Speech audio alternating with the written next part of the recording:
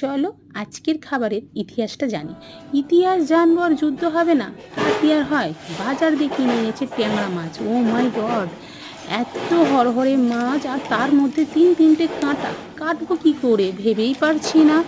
যাই হোক, যুদ্ধের শেষে আমাকেই তো সব করতে হবে, কারণ আমরা নারী, আমরা সব পারি, যুদ্ধ থেকে চণ্ডীপাঠ পর্যন্ত। তাই যাই হোক, আমি তো ট্যাংরা মাছের ঝাল খাবে বলেছি, তাই ঘরে যাই মশলা ছিল, যেমন সর্ষে, জিরে, আদা, রসুন, গোলমরিচ আর কাঁচা লঙ্কা ভালো করে বেটে কালো জিরে, পেঁয়াজ তেলে ভেজে নিয়ে মশলাটা কষে নিলাম। শেষে ঝোল আর মাছ ভালো করে ফোটালাম। ফোটানোর পর দেখি ট্যাংরা মাছের ঝালটা কিন্তু অসাধারণ হয়েছে, পুরো যাকে বলে ঝালে ঝাল মেটানো। না বন্ধুরা, একদম খারাপ না, খুবই সুন্দর হয়েছে। আর তোমরাও বানিয়ে দেখো, খুবই সুন্দর খেতে লাগবে। তাই তাড়াতাড়ি আমার চ্যানেলটা সাবস্ক্রাইব করে দিও, আর ভালো থেকো।